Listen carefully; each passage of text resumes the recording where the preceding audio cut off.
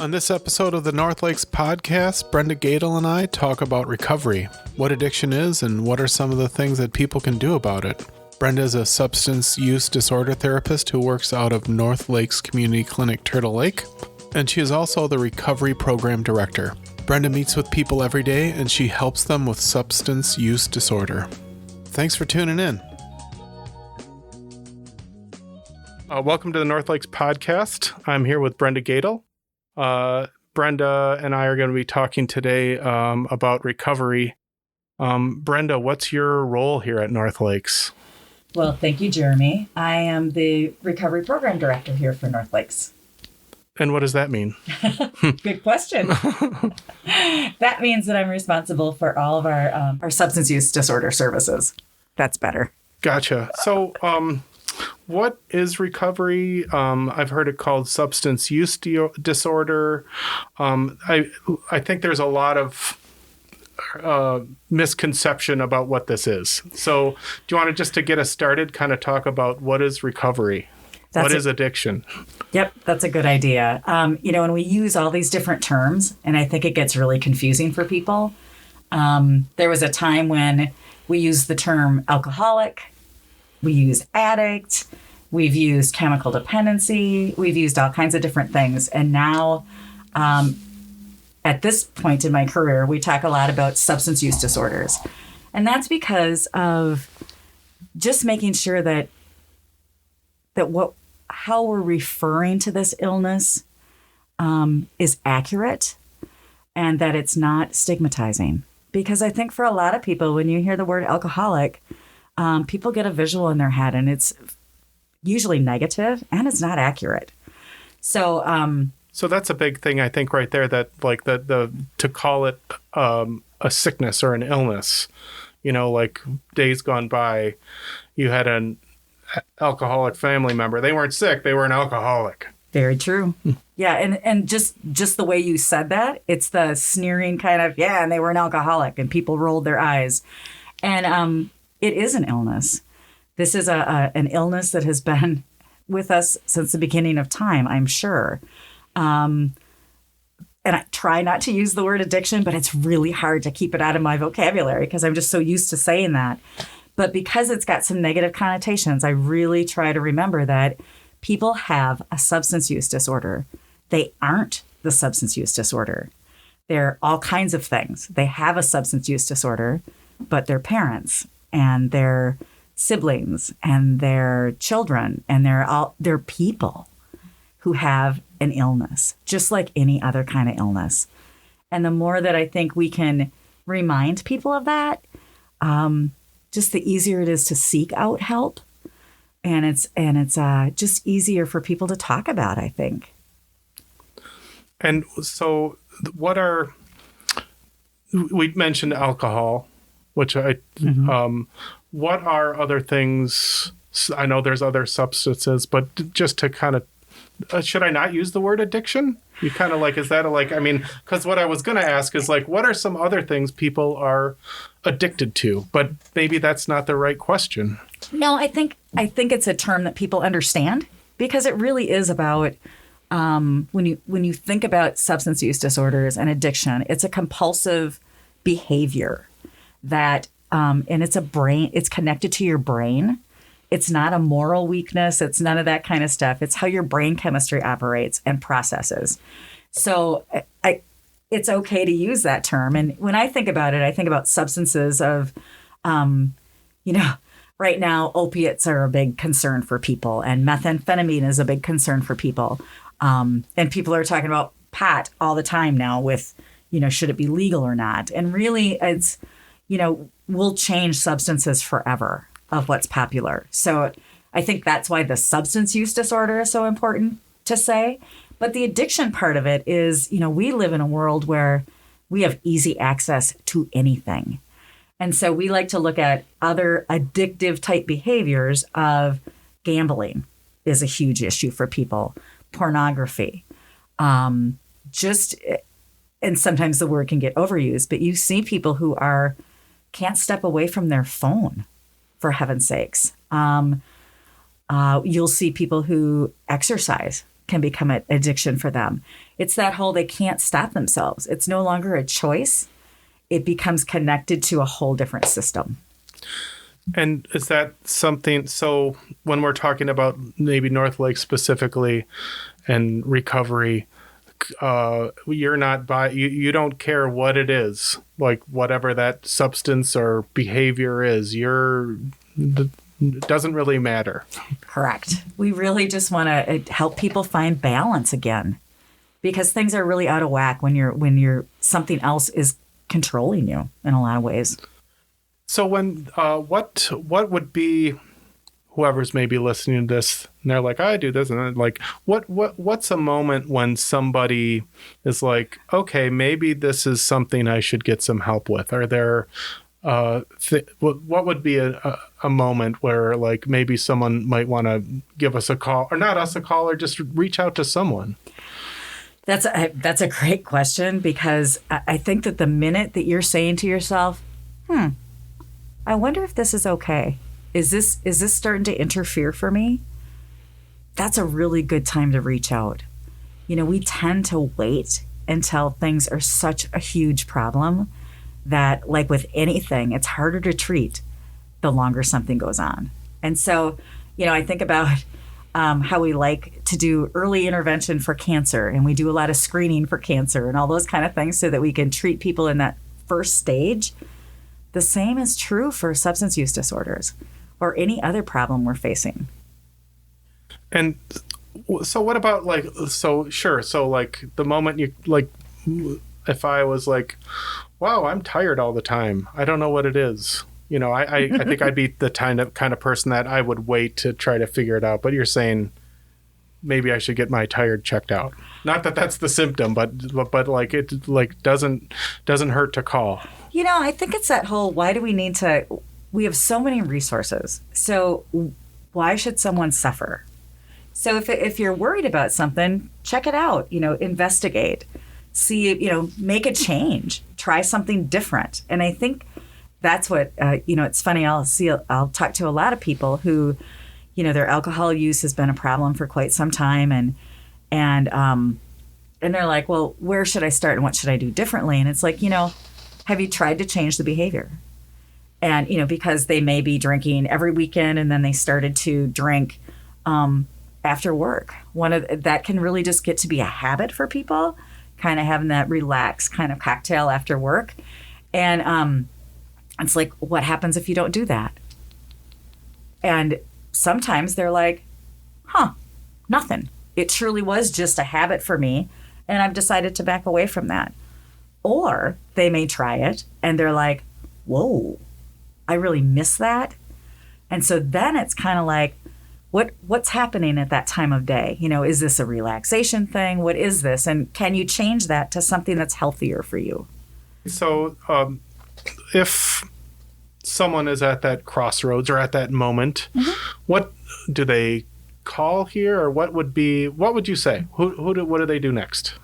I think sometimes it's important to kind of connect with the people in your life. Sometimes it's your own support systems that it's kind of like, hey, is this, are you struggling with anything like this? Have you ever heard anything like this? Does this sound goofy to you?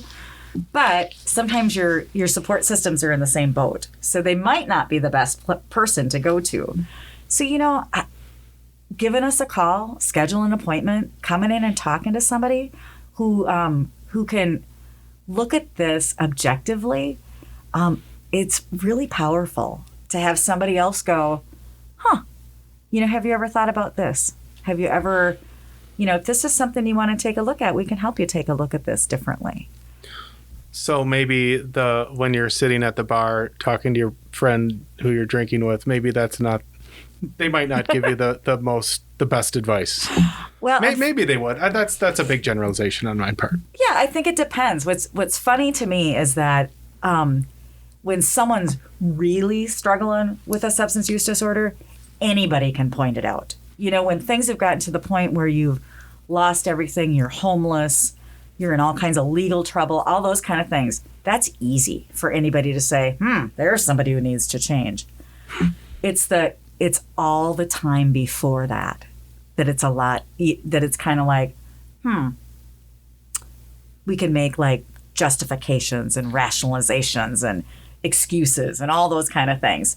It's during that time that, having somebody else to just talk about this really objectively with, who's not involved in your life, makes a big difference. Mm-hmm. And there's no maybe baggage afterwards. You don't risk the relationship. Right? That's a really good point, Jeremy. And it's that whole, our job is to be, to be factual, to listen, to hear how this feels to you. What does this really affect? It's a great safe place to be honest about things maybe you don't want to share with other people who might share that with somebody else. What about, let's say, kind of on the other side of that, if someone family member or friend or coworker or whatever, you kind of think, ooh, maybe they are at that point. I mean, is there something that you can do for them, or that's a hard thing to do, to like kind of break that ground? Is it even worth trying, or what do you think? Well, when I think about what happens to a lot of people when they're struggling, is that it's really human nature to kind of keep that all to yourself. And so to have someone say to you, hey, I'm worried about you. Is there anything, you want to talk? I think people think we have to have this big intervention because it's on TV. That whole intervention thing, like we got to do this big thing. What are you all doing here? Yeah, it's like, whoa, it doesn't mean you got to put 10 people in a room and, show off all your stuff. It's the, hey, I'm worried about you. This is scaring me a little bit. I'm here to listen, or, I care about you. Because one of the things that happens is that people get very isolated. And something that's very dangerous for people suffering from substance use disorders is not to be connected. Mm-hmm. So that, I mean, just to have that connection, maybe someone hasn't had that in a while. So though someone who's suffering, that might actually be a real big moment. Big moment. And just that, you're noticing something that's might be happening with me. Now, they might be like, no, I'm fine. Of course there's nothing going on. And they might be very defended. But I always think of it this way, and this might sound a little dramatic, but how am I going to feel if I don't say something and something horrible happens to that person?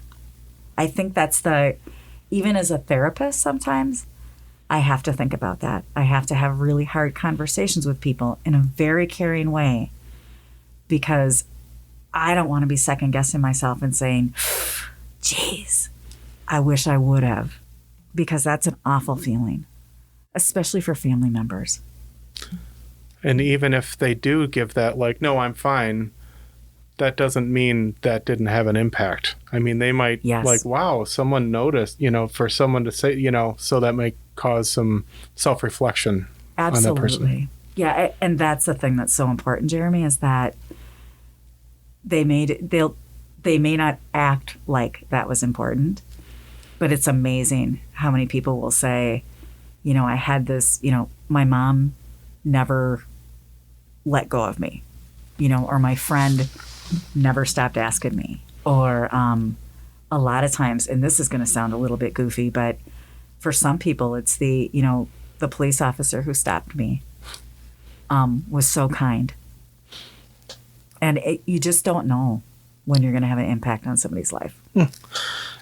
So I wrote a few questions on one of the this is kind of this is a tough one to ask, or I don't know how to phrase it. Is there this? I'll just write what I wrote. Is there a too much? Is there a just enough? It's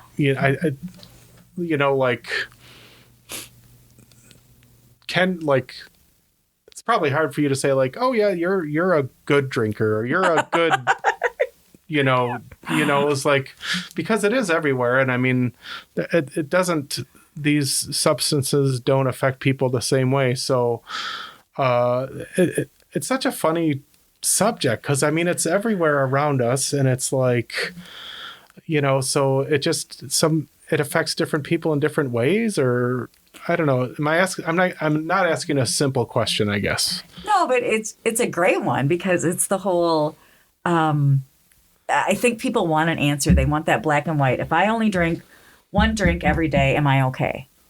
I can't answer that because it depends how it affects you and your world and your life and the people around you. There are people who, it's kind of like meth. We all know meth is a horrible drug for people, right? There can't be anything good about it. Does meth wreck everybody's life? Probably not, and please don't anybody think that I said that meth is good. But I just kind of want to give you that contrast of, you think about pain medications. For some people, they're a gift. They actually help them with the pain. They don't have any problems with them. And other people, it's their worst nightmare.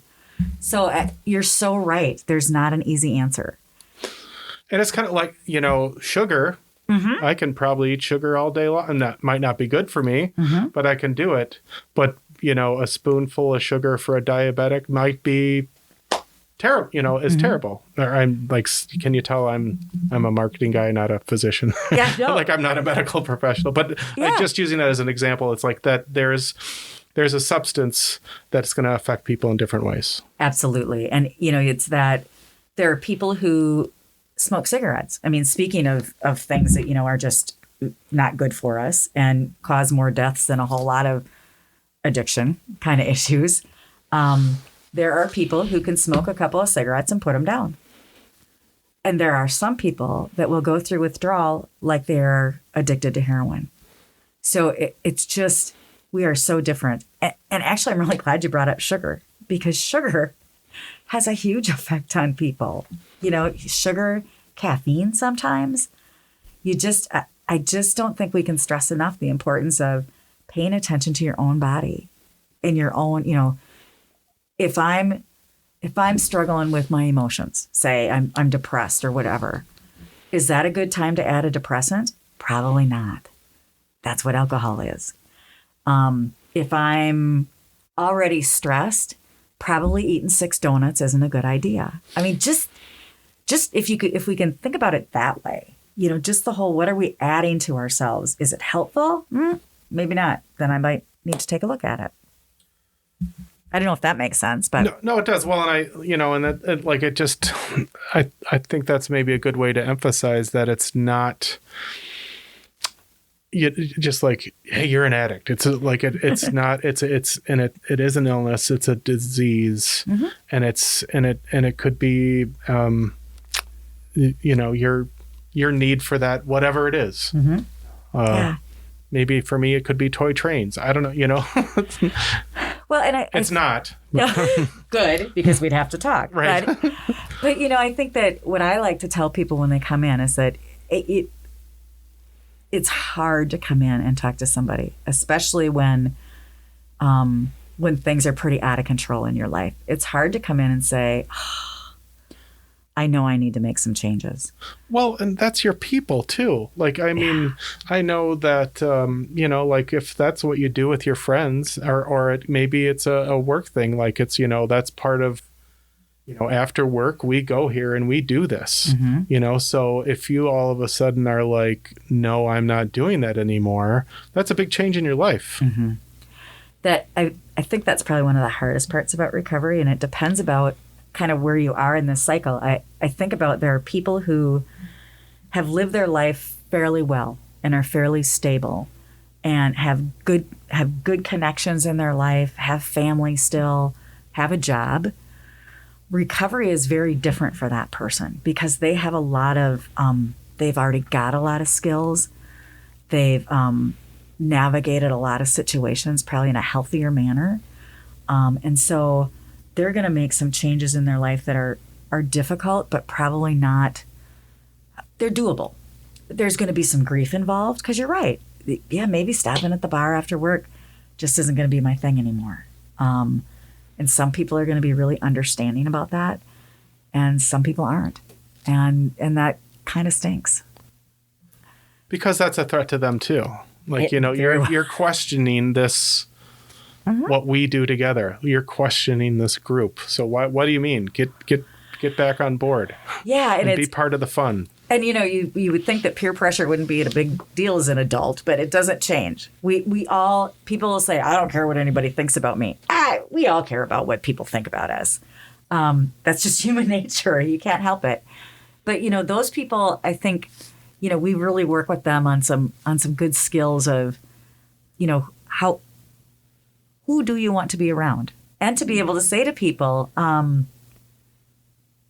to be strong enough to say, I'm not making any judgment about you. This is about what I need. And I think that's the important thing. And then, I work with people who really started to, came from a family of substance use disorder, lived in all kinds of chaos, started to use at a very early age, and are now in the office at 25, have just really, this has affected their entire life and being. That's a different recovery. We've got a lot more. We're starting from the beginning. And so it's so different. It looks so different for people, but we don't want to miss anything when we're helping folks. So yeah, I mean, it's so hard to describe it or what's okay for one person just isn't okay for somebody else. Now, are there different times of year or are there different times of year where it might be someone might lean on this a little bit more, if that makes sense? Yeah, it's funny because if the pandemic taught us anything, it's that loneliness is just not good for people. Loneliness and not being connected is horrible for most human beings. We saw a lot more overdose deaths, those kind of things. And I know that according to, in Wisconsin, people are quite proud that we sold more alcohol or something than ever. And I got to see those effects in my office. I think that what we really need to start thinking about is how do we take care of ourselves in a healthy way? How do we deal with emotions and allow our emotions to be all right? Because if you're feeling lonely, we got to deal with the feeling lonely. We don't have to cover it up. We don't have to fix it.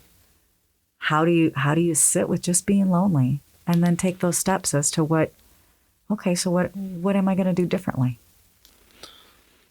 And so is there any advice you could hand out to someone? Let's say they're feeling that moment or, it's stressful time of year or something like that. Is there any guidance you would give? Or if here comes Halloween. Halloween's always rough for me, or Thanksgiving or 4th of July or what, it's coming. What could someone do? We spend a lot of time working with people on stressful times, and stressful times are different for different people. Christmas, holidays, all that kind of stuff. It's so different for each person. Anniversaries of losses can be really, really difficult for people. And so we just like to prepare people that, okay, this is probably, you may feel more sadness. You may feel more whatever those emotions are. So can you sit with those emotions, and or are there some ways for you to maybe look at this differently? Can you celebrate differently? Can you get through it differently? Yeah, get to that next step. And I think that's it. Yeah, it's that whole emotions will change. It's not because you're feeling this way today does not mean you will feel that way tomorrow. And so I think we live in this world where it's like, oh, if I feel sad, then I must change it right now. No, sadness is a human emotion. It's part of the deal. And if we squelch feeling sad with drugs or alcohol or medication or any of that kind of stuff, we forget that sometimes then we squelch joy. And that's the scariest part in some ways, is that then everything is just, and what's that like? Flatline. Yeah, I mean, that doesn't sound great. Once you start squelching emotions, you just maybe start to squelch them all. Yeah. Huh. Yeah. That's funny. I did a podcast with Dr. Allison Allen. I'm sure you know. Sure. And it was about anger. And right away, first thing I asked was like, what's bad about anger? And she's like, we got to back it up a little bit. We got to talk about how anger and all emotions are useful. Absolutely. Yeah, there are, first of all, they make us human. And I don't know where we ever decided that none of us should ever feel any pain. I mean, emotional, physical, the whole, in the United States, we take medication for anything. We take more medication than anybody in the entire world. And why? Because we can't sit with being uncomfortable for any length of time. We got to be going and functional. And if we haven't learned anything recently, it's that we all need time to reflect, to take care of ourselves, to slow down and just be okay with ourselves. Well, talking to you has not been uncomfortable at all. I really appreciate this. Good. Anything else? Any kind of closing thoughts or anything that we didn't cover that you'd like to include? I just want to remind people that substance use disorders, addiction sort of issues are treatable. We really can help people change their lives. And I get to see it every day. And I know that people think that's really kind of, oh, yeah, right. But I'm serious. I talk to people who've been in recovery for 30, 40 years, 50 years. Older people who have gotten into recovery in their 70s. Young people who have restored, relationships with their families, who are now fabulous parents and all those kind of things. And it's just, we're all working on, I think, we're all kind of working on being better people. And substance use disorders is just one of those things, that we can work on. What a great reminder, because our headlines are always filled with tragedy, and they are tragedies. I'm not discounting that at all, but what a great reminder that there's also many, many, many successful stories around recovery. A lot of successful stories. And I hope one of the things that I think is neat is that I think more people are being verbal about that. People that, for good or for bad, a lot of anonymity has been around substance use disorders. I think about AA, which is an incredible resource. And it's founded in anonymity, which keeps things secret. That works great. But I think about, if you're a breast cancer survivor, you wear a lot of pink. When you're a survivor of something else, you wear, all kinds of things. Be proud of being in recovery, because it's a good thing. It's a really good thing for people. And other folks, if you feel comfortable enough to be all right in your old skin and to be able to say, I'm doing okay now. Yep, there's always potential for relapse, but I'm doing okay today. It's just good. It's just good for people to know that can happen. And just before we go, too, I'd like to say that, AA and NA and Al-Anon are what we are very traditionally used for people in recovery, and they are amazing resources. And it doesn't work for everybody. And so I think being able to recognize that your recovery might look a lot different than that. There's lots of different ways to do this. We, we're really blessed. We have peer support specialists that work with us who are invested, and as are all of our therapists, in how can this work for you? How do you want this to look? And my last question is, what's in your car? What's in my car? Mm-hmm. Right now? Yeah. Nothing. Oh, my husband. Perfect. He's in my truck. Excellent. That's bad. Thank you so much, Brenda Goettl. Thank you. It's really wonderful to talk to you, and we could keep talking. But I bet we could. Thank you so much for being here. Mm-hmm. Thank you. Brenda's husband was gracious enough to wait in the car while she and I talked. I mean, Brenda even came in on her day off to talk to me, so thank you very much for doing that, Brenda. Have you subscribed to the NorthLakes Podcast yet? Please do, and tell your friends all about us. We appreciate you listening. Our next episode will be on picky eating, and 2 members of our pediatric therapies team will be with me. It'll be a great way to close out our first season. If you are struggling with a substance or just feel you need to talk to someone, we can help you out here at NorthLakes. Give us a call at 888-834-4551. We would love to hear from you. NorthLakes has locations throughout the northern part of Wisconsin. We are a community health center governed by a patient board that sets the direction of our organization.